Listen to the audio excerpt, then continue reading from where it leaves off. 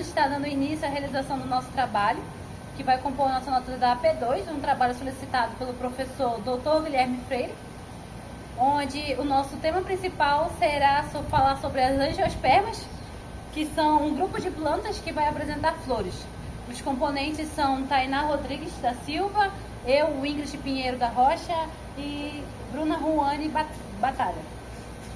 Bom, dando continuidade ao conteúdo de angiospermas, vamos estar falando um pouco sobre as fases de microesporogênese e microgametogênese, que são processos distintos que vão levar à formação do microgametófito.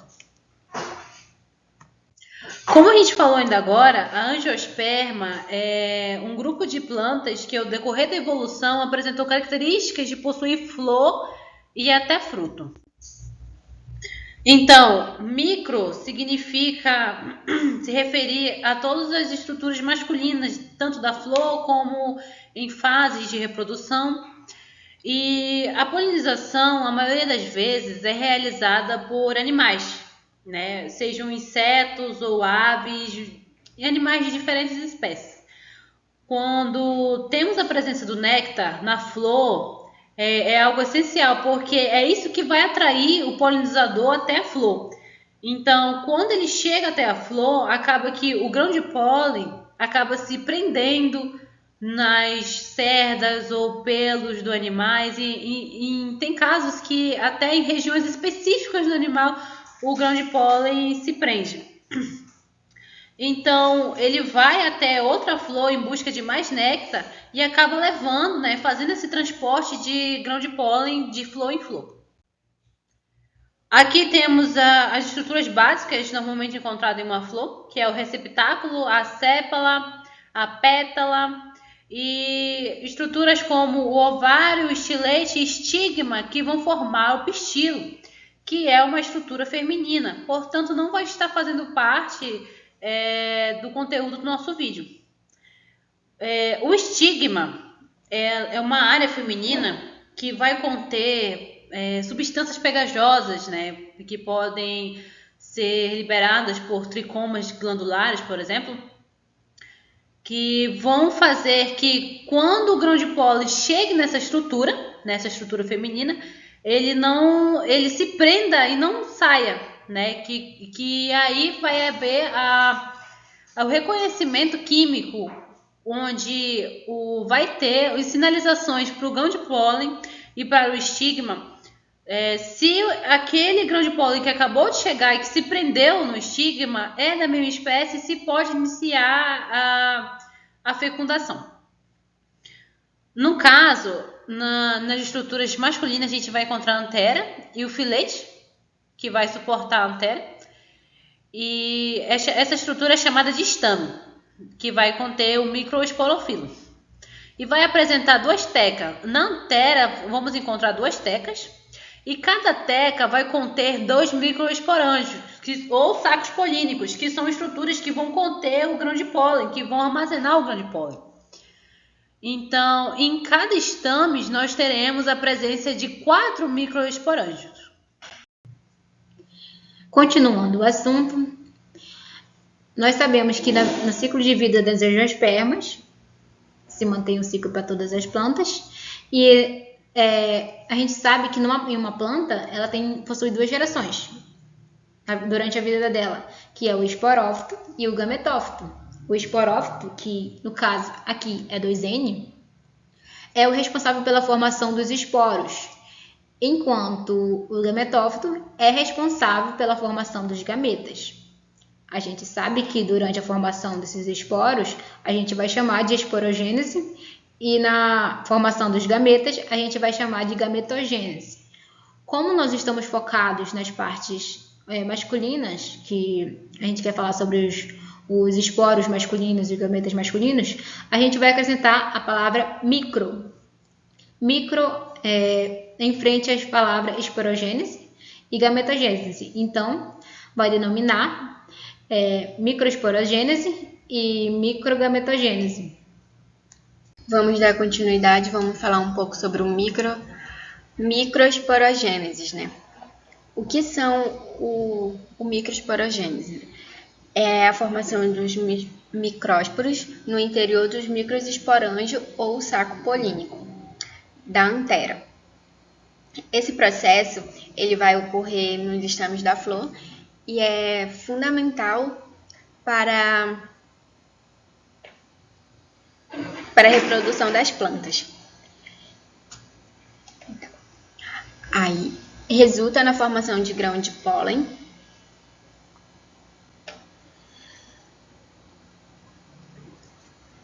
É isso. Vamos falar um pouco das etapas de microesporogênese. A célula-mãe dos microesporos, 2N, elas vão sofrer meiose e cada microesporos vão se diferenciar em um grão de pólen imaturo. Haploides, que vão produzir 4 microesporos haploides. O grão de pólen ele vai amadurecer e vai formar o gametófito masculino com 2 núcleos, que são o vegetativo e o generativo. O vegetativo ele vai formar o tubo polínico, enquanto o generativo vai formar 2 células espermáticas. Aí nessa imagem podemos observar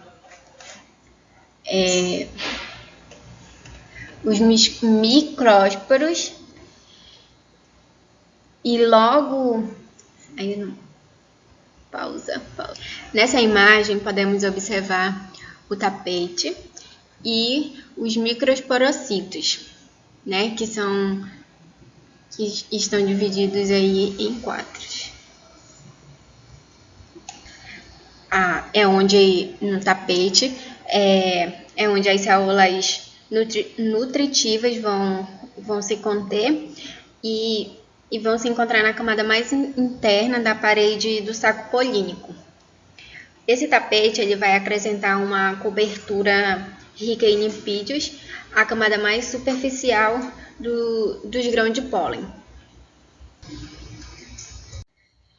Importância da microesporogênese. Então, a microesporogênese ele vai permitir a formação dos gametófitos masculinos, e é fundamental para a reprodução das plantas, pois vai permitir a formação de gametas masculinos, como eu já falei, e que vão poder fertilizar os óvulos e dar origem à semente. Então, dando um resumo sobre a microesporogênese, esse processo, como eu falei no início, vai acontecer nas anteras, que são os órgãos masculinos da flor. Ali, células especiais, que vão ser chamadas de células mães dos micrósporos, elas vão sofrer meiose e vão originar microesporos haploides, que vão dar origem aos grãos de pólen. Esses grãos de pólen, eles não são apenas células simples, Eles vão carregar dentro de si gametófito masculino, que vai ser responsável por produzir gametas que vão fecundar a oosfera. E a microesporogênese ela vai ser completada com a formação dos microesporos. Nessa geração gametogênese, como a gente quer saber sobre os gametas masculinos, no microgametogênese, a gente sabe que cada micrósporo sofre uma mitose e que forma um grão de pólen bicelular, que tem um núcleo vegetativo, que é grande e controla o metabolismo. E a gente tem também a formação do núcleo generativo, que é pequeno e vai originar os gametas. O núcleo generativo divide-se originalmente em 2 núcleos espermáticos.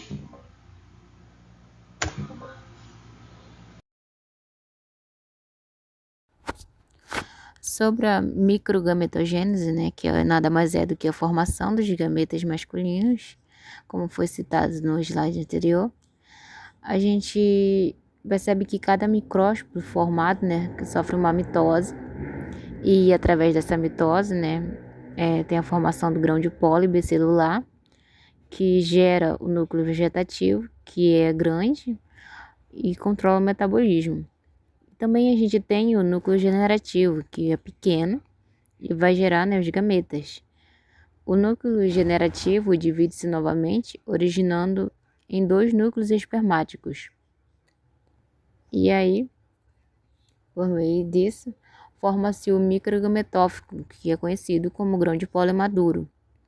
Essa estrutura, né, pode ter até de 2 a 3 células, que seriam o núcleo vegetativo e os 2 núcleos espermáticos, que estão prontos, né, para germinar no estigma e formar o tubo polínico para a fecundação. E aí, a gente volta de novo naquela tecla, onde fala, né, que para ocorrer a polinização, os grãos de pólen são transferidos, né, da antéria para o estigma da flor, e geralmente com a ajuda de agentes polinizadores, como a colega já citou no início, que a gente tem os ventos e os animais. E a fecundação, né, ocorre no óvulo já, na oosfera, que ocorre essa fecundação dupla, onde o grão de pólen se funde com a oosfera, que é o óvulo, e o outro se funde com o núcleo central, formando o zigoto e o endosperma, que é conhecido como tecido nutritivo. E durante o desenvolvimento do embrião e semente, a gente sabe que o zigoto se desenvolveu, né, no embrião, que junto com o endosperma constitui a semente. E aí a gente tem aquele ciclo, né, a formação do fruto, onde o ovário da flor se desenvolveu e se transforma no fruto, que protege, né, a semente e auxilia a sua dispersão. E essa dispersão da semente é onde as sementes, né, são dispersadas para os outros locais, garantindo a reprodução e sobrevivência da espécie, e através de vários mecanismos, né? A gente tem como exemplo o vento, a água e os animais. O ciclo sempre está se reinicia novamente, porque as sementes germinam e dão origem a novas plantas adultas, que a gente já explicou que é conhecido como os esporófitos, e sempre o ciclo vai se reiniciar. Lembrando que nessa imagem ao lado a gente tem, né, o ciclo da reprodução masculina e o ciclo da reprodução feminina, né, da planta. E aí, como referência, a gente tem o Raven, que foi o livro utilizado para realizar essa atividade. Qualquer coisa pode entrar em contato. E é isso, galera. Até a próxima.